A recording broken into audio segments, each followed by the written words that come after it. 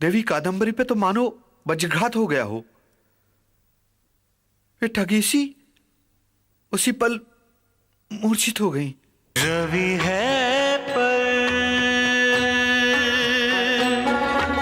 ना है कांति, ध्रुम बिना है छाया, जल दिया ना है ज्योति, मौन ही है यहाँ भाषा रवि है। ओ मदलिके, तू धन्य है। तेरे संरक्षण में मेरी कादम्बरी पूर्णतः सुरक्षित है। अब मुझे उसके लिए चिंता करने की कोई आवश्यकता नहीं, कोई आवश्यकता नहीं।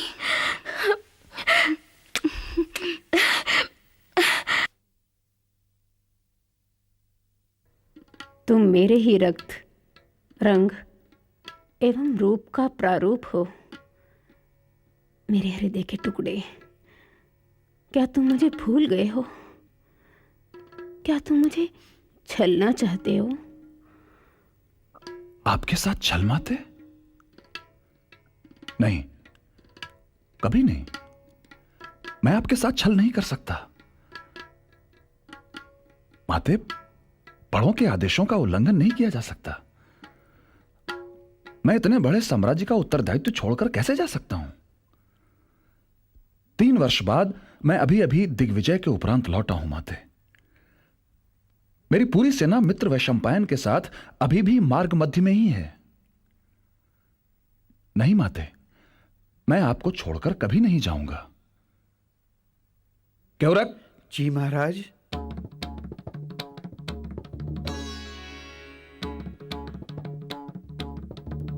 मेरे हेमकूट आने की कोई आशा नहीं है। हमारी मित्रता,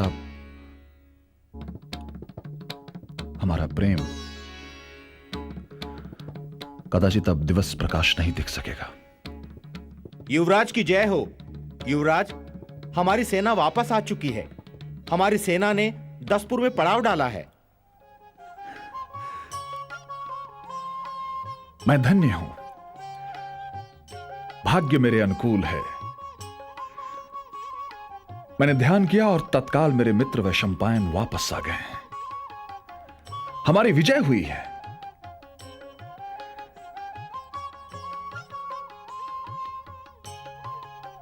क्या बिना चंद्रमा के चांदनी हो सकती है?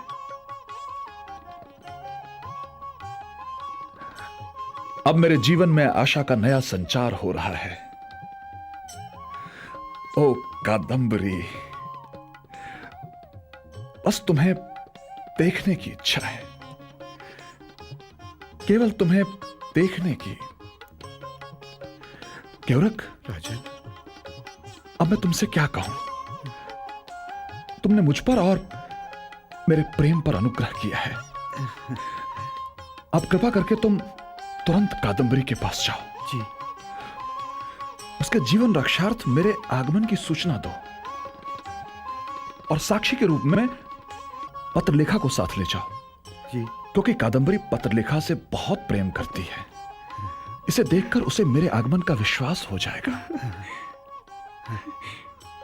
मैं आपकी आज्ञा का पालन करने को प्रस्तुत हूं युवराज। युवराज, अब हम विलंब क्यों करें? केवरक,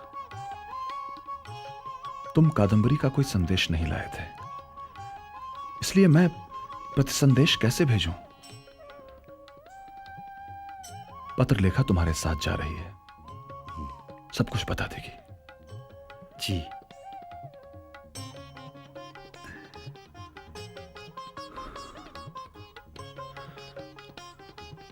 पत्रलेखा,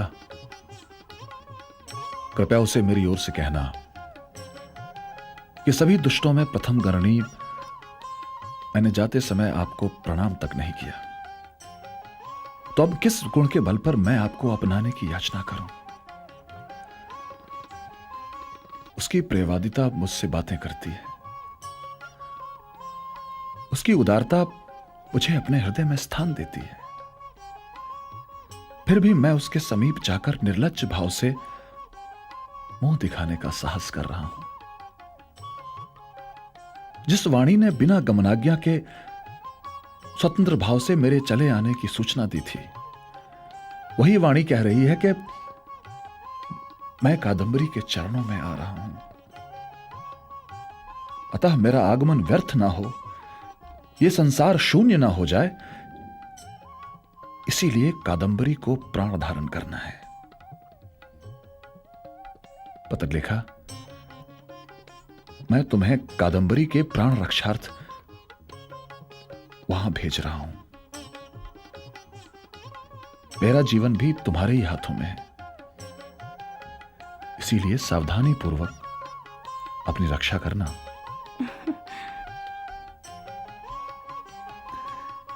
प्रणाम। प्रणाम युवराज।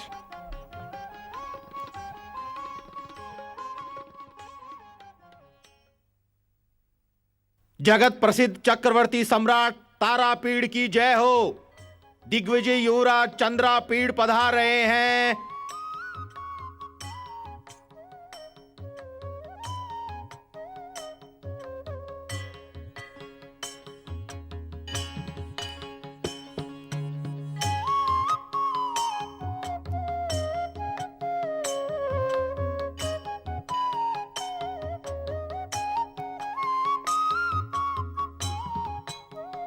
आदरणीय सभासदों एवं मेरे प्यारे मंत्रियों,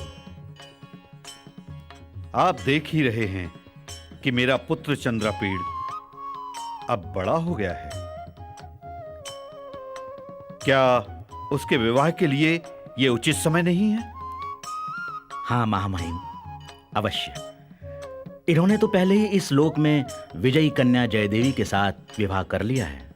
अब हमें एक सुंदर राजकुमारी के साथ इनका विवाह रचाकर उत्सव मनाना चाहिए। अवश्य, अति शीघ्र ही हमें इनका विवाह तय कर देना चाहिए। हाँ? आइए इसके हेतु महारानी से विचार विमर्श करें। पिताजी, मुझे आज्ञा दीजिए। मैं दशपुर में सेना के साथ आए हुए अपने मित्र वैशंपायन का स्वागत करना चाहता हूं। हाँ।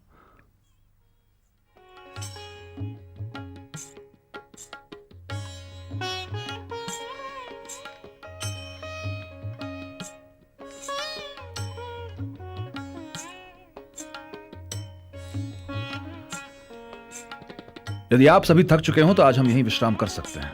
नहीं युवराज, हमें आगे चलना चाहिए। आधी रात से पहले हम दसपुर पहुंच सकते हैं। तुम ठीक कहते हो। मैं भी वैशंपायन के दर्शन को उत्सुक हूं। आओ चलिए।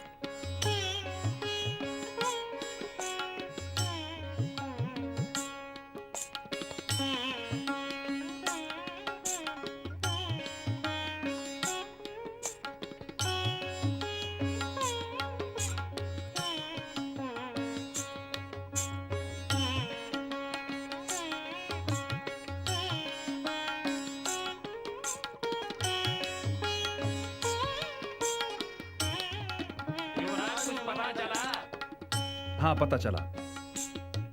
वो देखो, वो वहां ठहरे हुए हैं। तुम लोग यहीं ठहरो। हम प्रत्यक्ष रूप से उनके सामने नहीं जाएंगे।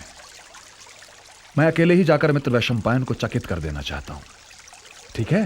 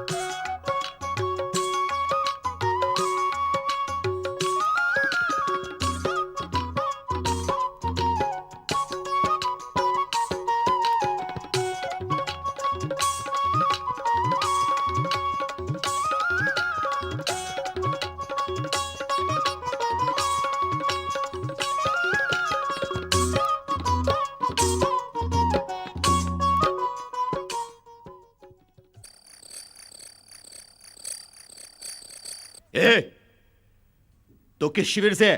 तुझे पहचाना नहीं? अब सेनापति के टुकड़ी के शिविर से हूं मैं। पहले तो कभी देखा नहीं। हाँ हाँ। भाई कैसे देखोगे, मदिरा के प्रभाव में जो धुत रहते हो।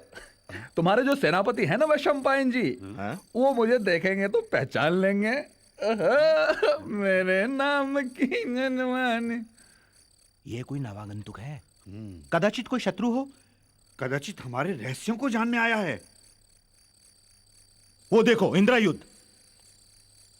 ये अवश्य ही युवराज चंद्रपीड़ हैं।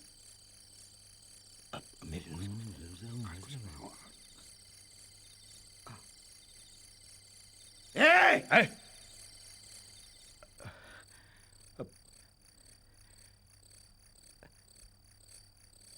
क्षमा करें महाराज, मैंने आपको पहचान लिया था। मेरे प्रिय सैनिकों, मुझे तुम लोगों पर गर्व है। अब मुझे यह बताओ कि हमारे मित्र वैशंपायन और तुम्हारे सेनापति कहां हैं? अरे तुम लोग उत्तर क्यों नहीं देते? मैं ये जानने को अधीर हो रहा हूं कि मेरे मित्र वैशंपायन कहां हैं और तुम लोग चुप हो। कहां है मेरे मित्र वैशंपायन? मैं तुम्हारे आगमन की कल्पना उनके बिना कैसे कर सकता हूं? कहां है मेरे मित्र वैशंपायन? मैं जानने को अधीर हो रहा हूं, कहां है? मैं उनके बिना जीवित कैसे रहूंगा? तुम बोलते क्यों नहीं?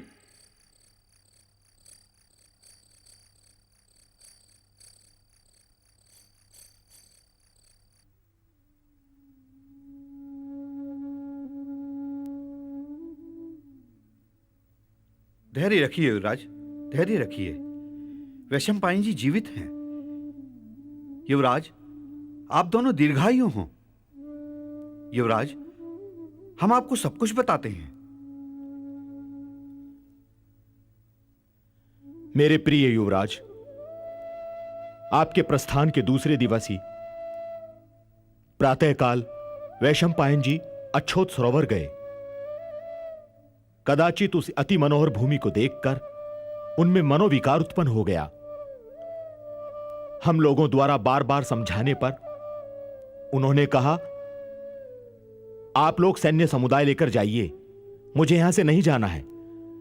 हमने उन्हें नाना भांति समझाया तो उन्होंने कहा, इस स्थान से अलग होने पर मुझे अपने जीवन की संभावना नहीं है।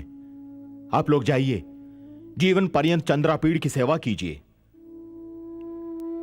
इसके बाद हम चले आए युवराज। हमें खेद है कि हम उन्हें नहीं ला सके। चलो संतोष हुआ कि जहां कादंबरी है वहीं वैशंपायन भी हैं। जब मैं वैशंपायन को लौटा लाने को जाने लगूंगा, मुझे पिताजी, माताजी अथवा आर्य शुकनास कोई भी नहीं रोकेगा। जाने पर मैं वैशंपायन को साथ लेके वहीं से आगे बढ़कर कादंबरी से भी मिलूंगा। ये एक अच्छा अवसर है, मैं इस अवसर को व्यर्थ नहीं जाने दूंगा। किंतु इस तरह के वनवास का कारण तथा सर्वपरित्यागी वैराग्य का कौन सा हेतु हो सकता है? मैं अपनी तो कोई त्रुटि देख नहीं रहा हूं। पिताजी के प्रसाद से चरण प्रमत्त राजगृह जैसे मुझे मानते हैं, उसी तरह वैशंपायन को भी मानते हैं। वो एक विनम्र और आज्ञाकारी पुत्र है। देवता, पितर तथा मनुष्यों के चरम से भी अभी युक्त नहीं हुए हैं। पुरुषार्थ के साधन धर्म, अर्थ और काम में से एक की भी प्राप्ति उसने नहीं की। तथापि उसने ये क्यों किया? मुझे किसी भी स्थिति में वैशंपायन को ढूंढना होगा। प्रस्थान करने की तैयारी की जाए।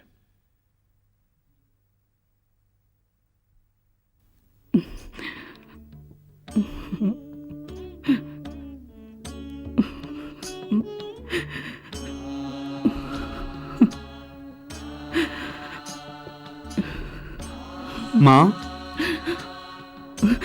पुत्र वैशंपायन,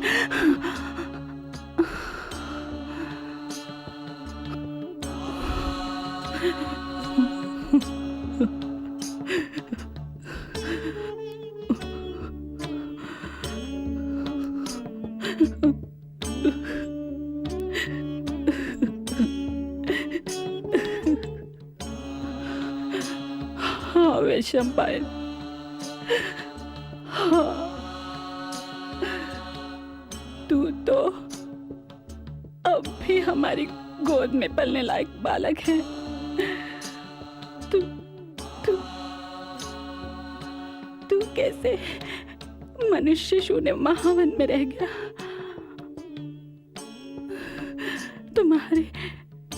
तुम्हारे भूखे प्यासे होने पर कौन तुम्हारी चिंता करेगा? नहीं पुत्र, नहीं, मैं तुम्हारे बिना नहीं जी सकती। मैं तुम्हारे बिना नहीं जी सकती। मैं तुम्हारे बिना नहीं जी सकती।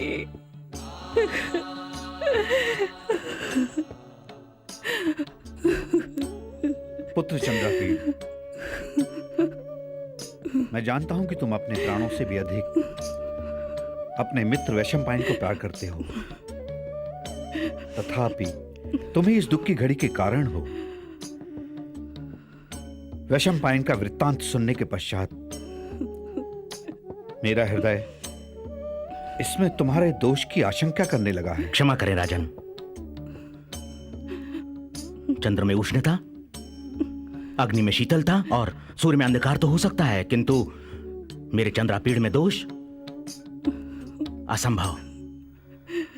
आप बिना सोचे विचारे गुणवान और उदार चरित्र चंद्रापीड़ पर दोषारोपण कर रहे हैं। मेरे गंभीर और विवेकी शुकनास,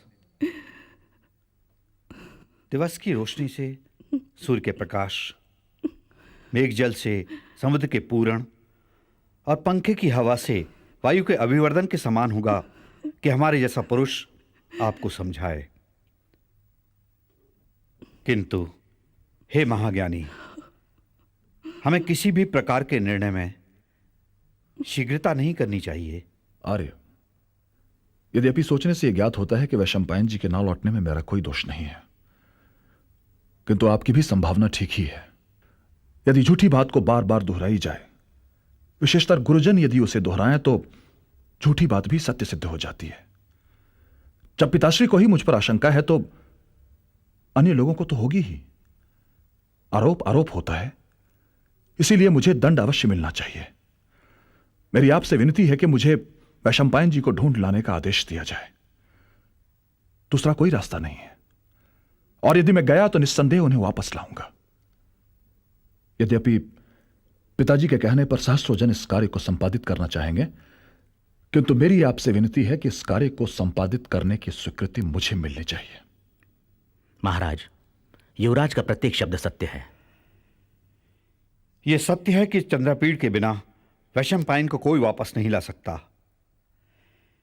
यह भी सत्य है कि वैशंपायन के बिना चंद्रापीड़ भी यहां नहीं रह सकता। अतएव इस चंद्रापीड़ रूपी नौका के सहारे हमें इस दुख के सागर को पार करना होगा। अब हमें पुरोहित से प्रस्थान हेतु शुभ घड़ी ज्ञात कर लेनी चाहिए।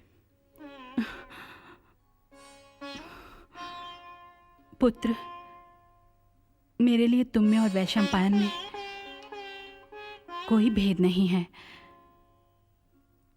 एक तो मेरी आंखों से दूर हो ही गया है, और अब तुम भी जाने की बातें करके धीरज बंधाना चाहते हो। नहीं पुत्र, तुम कहीं मत जाओ, दूसरों को जाने दो। मैं तुम्हें कहीं नहीं जाने दूंगी। एक तुम्हीं से तो हम दोनों पुत्रवती रहेंगी। प्रिय सखी, बिना वैशंपायन के ये निश्चित ही यहां मर जाएगा। अतः एक को पाने की आशा में हम दोनों को खो देंगी। इसलिए इसे मत रोको, जाने दो इसे। जब तक ये उसे नहीं ले आता, तुम मेरे साथ रहो।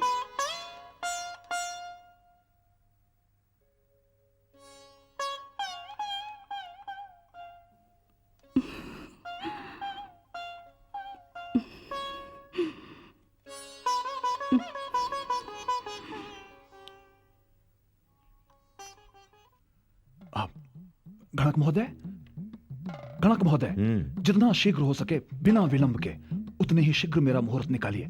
हो सके तो कल प्रातःकाल ही, और पिताश्री को उतना ही कहिएगा।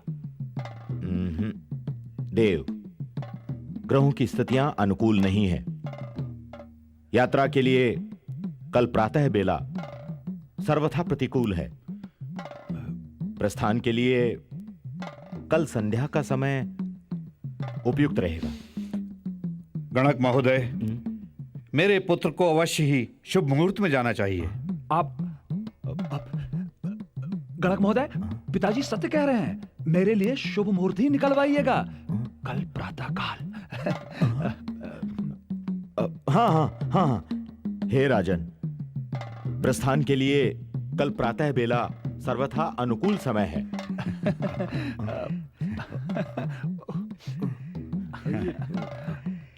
पुत्र चंद्रपीड़, अब साम्राज्य का शासन करने के तुम सर्वथा उपयुक्त हो। मैंने यह साम्राज्य अब तुम्हें सुपुर्द किया। जाओ, कल प्रातःकाल प्रारंभ होने वाली यात्रा की तैयारी करो। तुम्हारा अभियान सफल हो पुत्र, सफल हो। प्रणाम।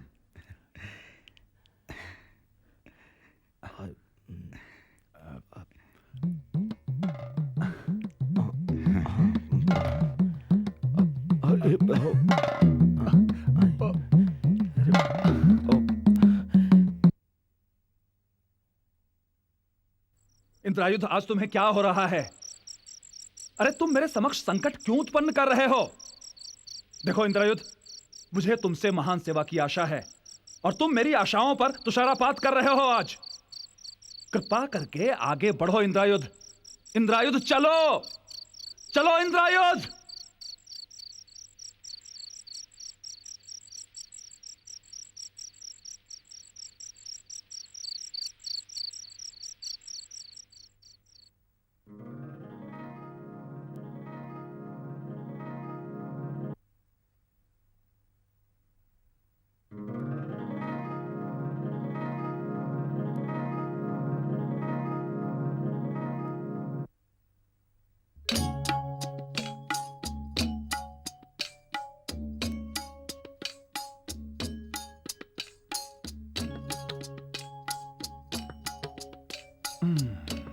इंद्रायुध, यदि तुम मेरे साथ चले तो वैशंपायन अवश्य ही हमें पहचान लेंगे और तब वो हमसे दूर भी भाग सकते हैं। इसलिए कृपा करके तुम यहीं रहो, मैं अकेले ही वैशंपायन के पास जाता हूं, ठीक है?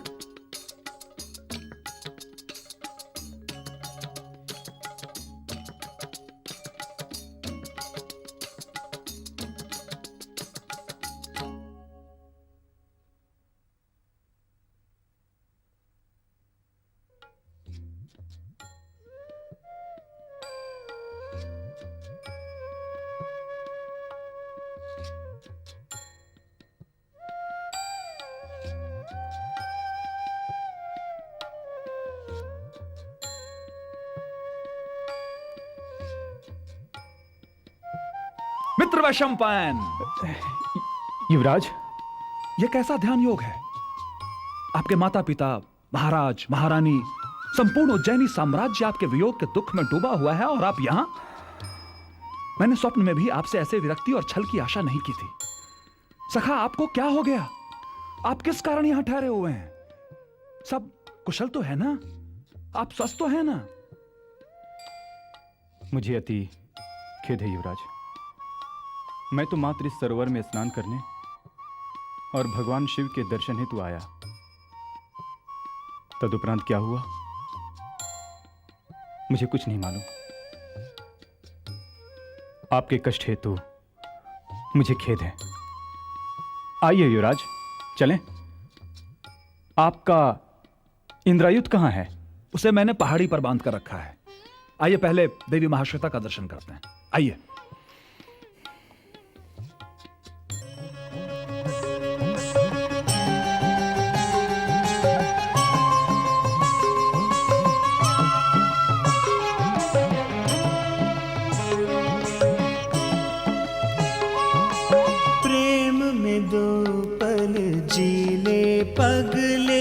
जग है कोई माया, प्रेम में जिसने खोया सब कुछ उसने ही सब पाया, उसने ही सब पाया।